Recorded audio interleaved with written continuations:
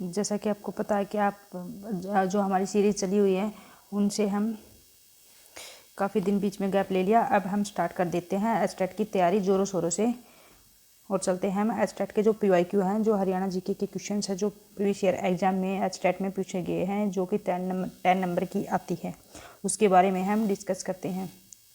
ठीक है गाइज, चलते हैं हम 1 बाय 1 क्वेश्चन की तरफ। ठीक है, इसमें क्वेश्चन से ये तो रीजनिंग का होगा भाई। इस यहाँ से 81 क्वेश्चन से चलते हैं। निम्नलिखित स्थलों में से कहाँ एक राष्ट्रीय उद्यान अवस्थित है? यानी कि हरियाणा के अंदर जो राष्ट्रीय उद्यान है, 2 राष्ट्रीय उद्यान है भाई। एक तो क्या है, गुरुग्राम में है, एक सुल्तानपुर कहाँ पे है? गुरुग्राम में है। और एक कालेसर राष्ट्रीय उद्यान है, वो कहाँ पे है भाई? वो यमुनानगर में पड़ता है। कहाँ पे?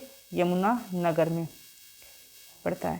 ठीक है गाइज, यानी कि हरियाणा के अंदर 2 राष्ट्रीय उद्यान है। और ये जो भिंडावास अबूसार नाहन, ये क्या है? अभ्यारण्य है।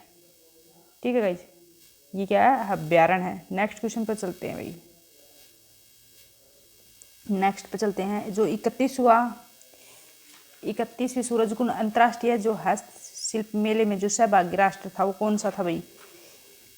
जो 31वां मेला हुआ था उसका जो सहभागी राष्ट्र था वो कौन सा था भाई? वो था भाई मिस्र। हस्तशिल्प मेले के सहभागी राष्ट्र उस टाइम पे मिस्र था। और जो 32वां था उसमें 32वें के टाइम पे था किर्गिस्तान। सहभागी देश कौन सा था? किर्गिस्तान था। और जब अब की बार जो 36वां मेला हुआ है जो 2023 में भरा गया था,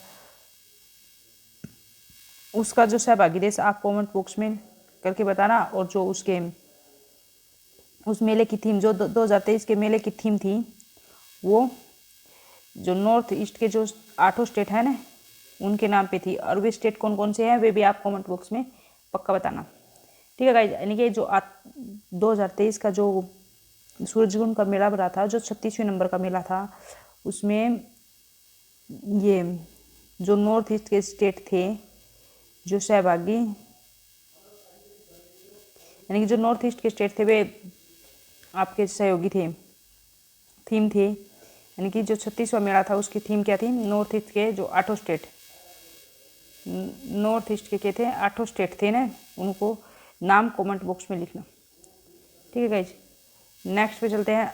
और जो 31 के सूरजकुंड के सहभागी राष्ट्र तो मिस्र था। और इस टाइम पे जो थीम थी वह क्या थी? झारखंड। थीम राज्य कौन सा था? झारखंड राज्य था थीम पे।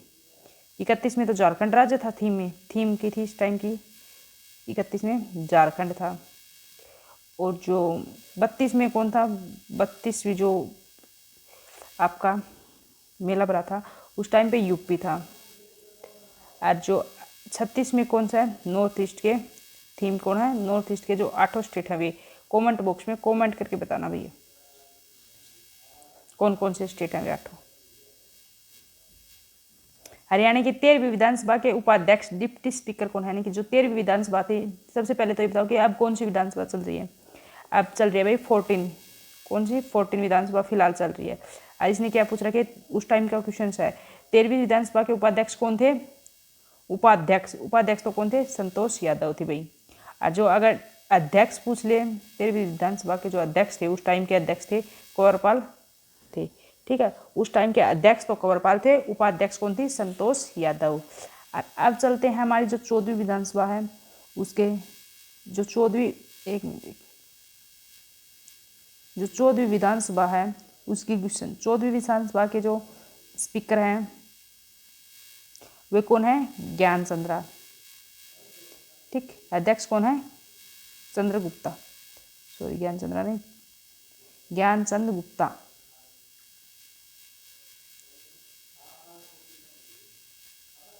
यानी कि 14वीं विधानसभा है, 14वीं विधानसभा है उसके जो स्पीकर हैं 13वीं के थे कंवरपाल, 14वीं के हैं ज्ञानचंद गुप्ता। कौन है? ज्ञानचंद गुप्ता। ठीक है गाइज, और इसके उपाध्यक्ष कौन है? रघुवीर काद्यान। उपाध्यक्ष कौन हो जाएंगे भाई? रघुवीर काद्यान। 14वीं विधानसभा के उपाध्यक्ष हो जाएंगे रघुवीर, उपाध्यक्ष कौन हो जाएंगे? रघुवीर काद्यान। रघुवीर काद्यान। ठीक है, नेक्स्ट क्वेश्चन पर चलते हैं हम भाई। हरियाणा में प्रथम आणविक ऊर्जा परियोजना की स्थापना की जा रही है। यानी कि उस टाइम, यानी कि जो एग्जाम में पूछा गया क्वेश्चन है, कौन से एग्जाम में, 2017 के एग्जाम में आए थे क्वेश्चन। उस टाइम पे जो आणविक ऊर्जा की जो परियोजना थी वह कहाँ पे स्थापित की जा रही थी, वह कहाँ की थी, गोरखपुर में स्थापित की गई थी। कहाँ पे, फतेहाबाद गोरखपुर में स्थापित की गई थी। ठीक है गाइस, ये 2017 का ओल्ड पेपर है, उसका मैं सॉल्यूशन करा रही हूँ, उसको हम बारी बारी से क्वेश्चंस को देख लेते हैं। यानी कि जो आणविक ऊर्जा की स्थापना गोरखपुर फतेहाबाद में की गई थी, ये किसके आधार पर की गई थी, nuclear power corporation of India द्वारा बनाई जा रही थी। यानी कि किसके द्वारा बनाई गई थी, nuclear power corporation of India द्वारा बनाई गई थी। ठीक है, नेक्स्ट क्वेश्चन पर चलते हैं हम।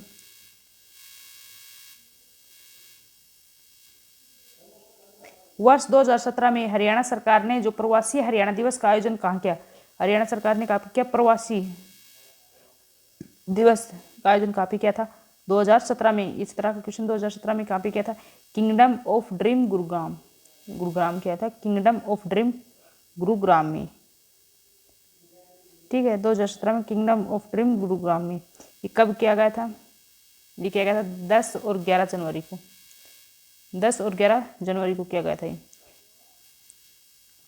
इसमें मनोहर लाल जो खट्टर थे वे इसके अध्यक्ष रहे थे। मठ की सेकंड क्वेश्चन पर आते हैं।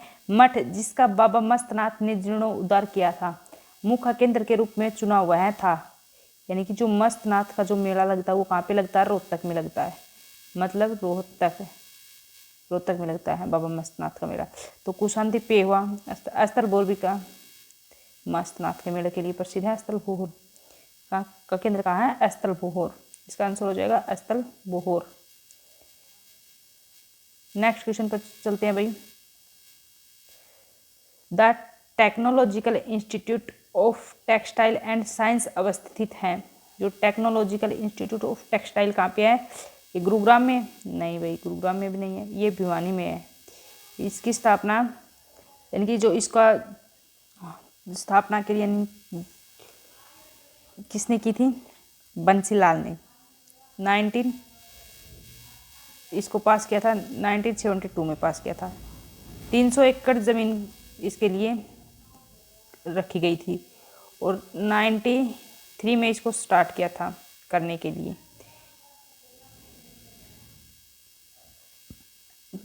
टेक्सटाइल एंड साइंस अवस्थित है।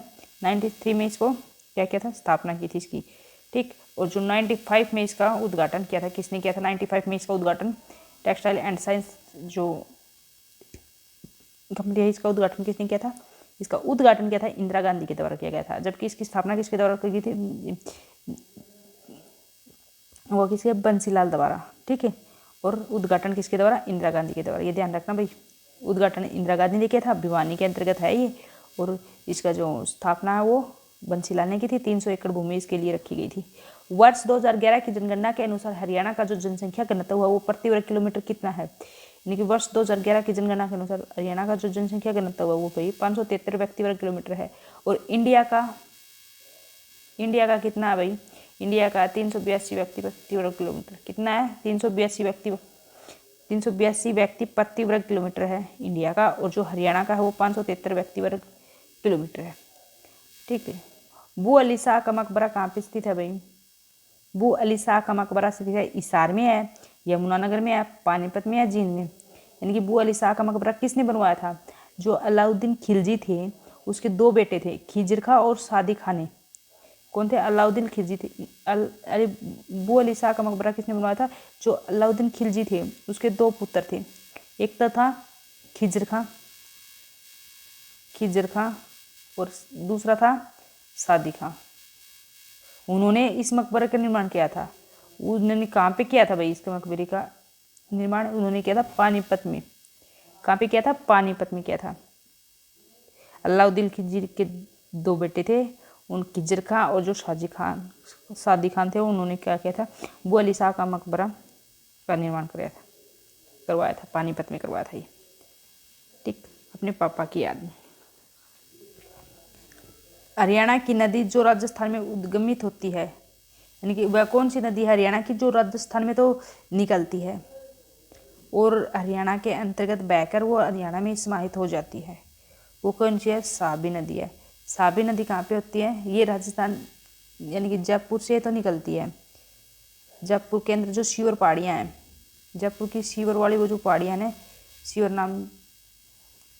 शिवर पहाड़ियों से तो ये निकलती है। और ये गुड़गांवा रेवाड़ी की शिवर पहाड़ियों से आते हुए रेवाड़ी गुड़गांवा झज्जर होते हुए ये तो क्लोज हो जाती है, यानी कि समाहित हो जाती हैं। इसकी जो साबी नदी की क्या है, सहायक नदी भी है, वो क्या है? इंदौरी इसकी सहायक नदी। काफ़ी बार एग्जाम में पूछा गया है इंदौरी के बारे में। इंदौरी इसकी सहायक नदी है। साबी की सहायक नदी कौन है? इंदौरी। ठीक है गाइज, ठीक है गाइज, आज इतनी ही है और कल देखते हैं हम अपने नेक्स्ट जो क्वेश्चन पेपर आए हुए हैं उसमें से, जो नेक्स्ट क्वेश्चन पेपर है उसमें जो क्वेश्चन आए हुए हैं उनको सॉल्यूशन मैं कल लेके आऊँगी। ओके गाइज, डेली ये क्लास अब आपको पर डे मिलती रहेंगी, कोई संडे और कोई मंडे की छुट्टी नहीं होगी। काफ़ी छुट्टी मैंने कर ली है, इसके लिए सॉरी। अब मैं भी फोकस कर रही हूँ कि जितना ज़्यादा हो इतनी जल्दी कंटेंट आपको प्रोवाइड करा दिया जाए। PYQ के लिए मैंने आपको सिर्फ वादा कर रखा है कि सारे PYQ मैं आपको प्रोवाइड करा दूँगी बेसिक पेपर के, और साथ में मेरी चॉइस ये है कि मैं मेन पेपर के भी करवाऊँ। ठीक है गाइज, वीडियो अच्छी लगे तो लाइक शेयर एंड सब्सक्राइब जरूर कर लेना, बेल आइकन प्रेस कर लेना ताकि जो आने वाली वीडियो हो वे आपको मिल सकें। ठीक है, ओके बाय गाइज।